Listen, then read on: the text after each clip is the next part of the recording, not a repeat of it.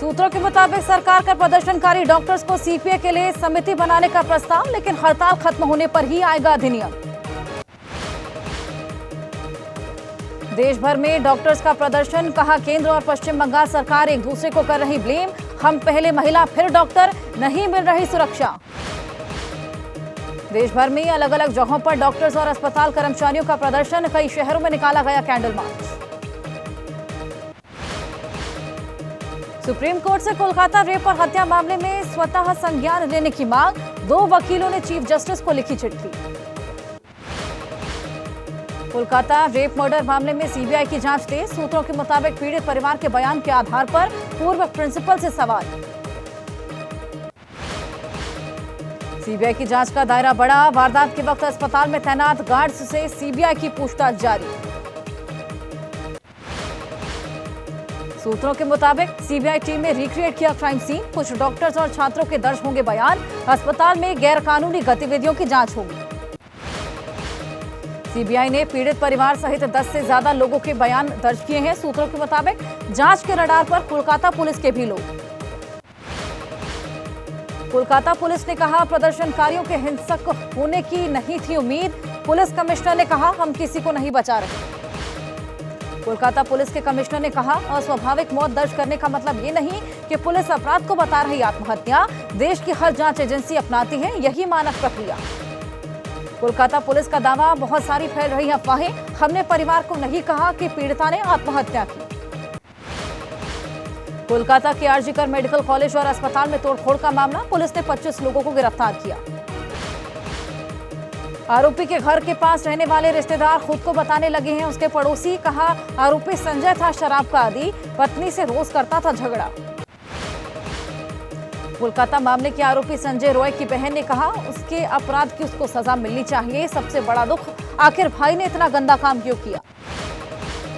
ममता बनर्जी ने लगाए आरोप, सीपीएम बीजेपी ने अस्पताल में तोड़फोड़ की, सोशल मीडिया पर फर्जी खबरें फैलाकर सच छिपाया। केंद्रीय मंत्री नित्यानंद राय का आरोप, पश्चिम बंगाल में अराजक हालात बनाना चाहती हैं ममता बनर्जी, मुद्दों को भटकाने की कोशिश कर रही हैं।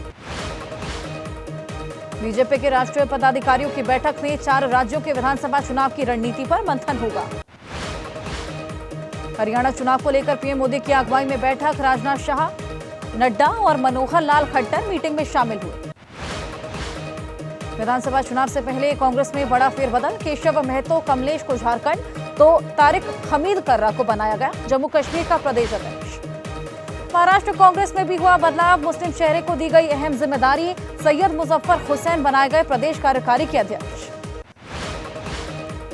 हरियाणा में एक ही चरण में होगा मतदान, 1 अक्टूबर को डाले जाएंगे वोट, 4 अक्टूबर को होगी काउंटिंग। जम्मू कश्मीर में 3 चरणों में होगा मतदान, 18 सितंबर, 25 सितंबर, 1 अक्टूबर को वोटिंग, 4 अक्टूबर को आएंगे नतीजे। विधानसभा चुनाव की तारीखों के ऐलान के बाद जम्मू कश्मीर के लोगों में दिखा उत्साह, 10 साल बाद जम्मू कश्मीर में होने जा रहे विधानसभा चुनाव। गृह मंत्री अमित शाह ने कहा सरकार की लगातार कोशिश की वजह से जम्मू कश्मीर में हुई एक नए युग की शुरुआत। बीजेपी नेता कविंद्र गुप्ता ने बीजेपी की जीत का दावा किया, कहा चुनाव के लिए पार्टी पूरी तरह से तैयार।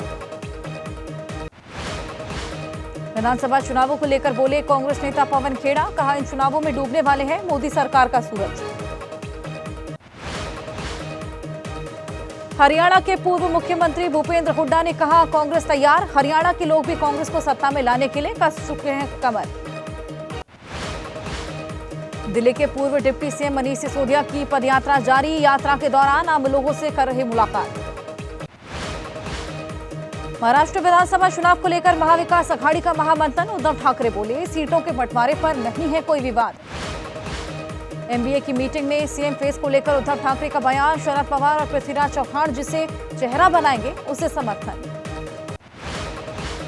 महाराष्ट्र चुनाव को लेकर एमएनएस अध्यक्ष राज ठाकरे ने कसी कमर, विदर्भ इलाके में पार्टी की मजबूती के लिए झोंकेंगे ताकत। सोनिया और राहुल गांधी 24 अगस्त को जाएंगे तेलंगाना, सीएम रेवंत रेड्डी ने पूर्व पीएम राजीव गांधी की प्रतिमा का अनावरण करने के लिए न्योता दिया है। कांग्रेस अध्यक्ष खड़गे और लोकसभा में नेता प्रतिपक्ष राहुल गांधी ने पूर्व प्रधानमंत्री मनमोहन सिंह से मुलाकात की, सूत्रों के मुताबिक शिष्टाचार भेंट। भारत की मेजबानी में तीसरा वॉइस ऑफ ग्लोबल साउथ शिखर सम्मेलन आज, पीएम मोदी अध्यक्षता करेंगे। बांग्लादेश में अंतरिम सरकार के मुख्य सलाहकार मोहम्मद यूनुस ने प्रधानमंत्री मोदी से फोन पर बात की, सभी अल्पसंख्यकों की सुरक्षा का भरोसा दिया। यूपी में 69,000 सहायक शिक्षकों की भर्ती सूची रद्द, हाईकोर्ट की लखनऊ बेंच का बड़ा फैसला, 3 महीने में नए सिरे से जारी होगी लिस्ट। समाजवादी पार्टी अध्यक्ष अखिलेश यादव का आरोप, शिक्षक भर्ती भी आखिरकार बीजेपी के घोटाले और भ्रष्टाचार की शिकार हुई। एनडीए के सहयोगी अपना दल की नेता अनुप्रिया पटेल ने कहा, पिछड़ा वर्ग आयोग ने भी माना था भर्ती में आरक्षण नियमों की अनदेखी हुई। देश के कई हिस्सों में बाढ़ से हाहाकार, आज भी हरियाणा, राजस्थान, छत्तीसगढ़ के कई इलाकों में हो सकती है भारी बारिश। बिहार के राघोपुर पहुंचे तेजस्वी यादव, नाव पर बैठकर अपने विधानसभा क्षेत्र में आई बाढ़ का जायजा लिया। बिहार के मधेपुरा में बाढ़ का कहर जारी, 2 दर्जन से अधिक स्कूलों में भरा पानी, कई सड़कें जलमग्न हुई, लोगों की बड़ी परेशानियां। मध्य प्रदेश के नर्मदापुरम में तवा डैम का बड़ा जलस्तर, डैम के 5 गेट खोले गए, आसपास के इलाकों में बाढ़ का खतरा।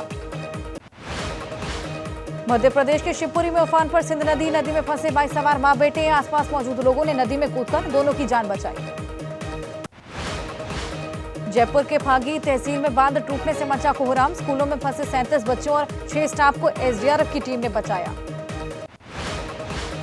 हिमाचल के रामपुर में फटा बादल, हाईवे का 30 मीटर हिस्सा धंसा, इलाके में बिजली भी गुल। हिमाचल प्रदेश के किन्नौर के निगुलसरी में हाईवे धंसा, गाड़ियों की आवाजाही ठप, जान जोखिम में डालकर सड़क पार करने को मजबूर लोग। महाराष्ट्र के सोलापुर में जमकर बरसे बादल, निचले इलाकों में भरा पानी, लोगों का घरों से निकलना बहाल हुआ। जयपुर में बारिश की वजह से 3 मंजिला मकान जर्जर, नगर निगम ने मकान खाली कराकर धराशायी किया, आसपास के मकानों को कराया गया खाली। उत्तराखंड के रुड़की में कबाड़ गोदाम में लगी भीषण आग, फायर ब्रिगेड ने कड़ी मशक्कत के बाद आग पर पाया काबू, लाखों का सामान खाक। ओलंपिक मेडल जीतने से चूकी पहलवान विनेश फोगाट का आज वतन वापसी, सुबह 10 बजे दिल्ली एयरपोर्ट पर विनेश पहुंचेंगे। दिल्ली एयरपोर्ट से लेकर विनेश के गांव बलाली तक स्वागत की खास तैयारियां, मेडल विजेता खिलाड़ी की तरह विनेश का सम्मान किया। विनेश फोगाट ने एक्स पर लिखा, हमने हार नहीं मानी, हमारे प्रयास नहीं रुके, लेकिन घड़ी रुक गई, समय ठीक नहीं था। विनेश ने कहा, हो सकता है मैं अलग अलग परिस्थितियों में खुद को 2032 तक खेलता हुआ देख सकूं, क्योंकि मेरे अंदर संघर्ष और कुश्ती हमेशा रही। सेना प्रमुख भूपेंद्र द्विवेदी ने पेरिस ओलंपिक में भाग लेने वाले भारतीय सेना के खिलाड़ियों को सम्मानित किया, कहा आने वाले दिनों में और अधिक ऊंचाइयां हासिल करेंगे। पेरिस ओलंपिक 2024 में भाग लेने वाले खिलाड़ियों से मिले पीएम मोदी, कहा देश 2036 ओलंपिक की मेजबानी लेने की तैयारी कर रहा। खिलाड़ियों से बातचीत के दौरान पीएम मोदी ने विनेश, नीरज और मनु भाकर की तारीफ की, बोले पेरिस ओलंपिक हमारे लिए टर्निंग पॉइंट। 28 अगस्त को पेरिस में पैरालंपिक खेलों का आगाज, भारत से 84 सदस्य दल पैरालंपिक में भाग लेने के लिए पेरिस रवाना। पैरालंपिक पर खेल मंत्री मनसुख मंडाविया बोले, खिलाड़ी बढ़ाएंगे देश का गौरव, टोक्यो पैरालंपिक में भारत ने जीते थे 19 मेडल। प्रधानमंत्री मोदी ने नेतन्याहू में फोन पर बातचीत की, गाजा में जारी लड़ाई को शांतिपूर्वक खत्म करने के लिए कूटनीति का रास्ता अपनाने की सलाह दी।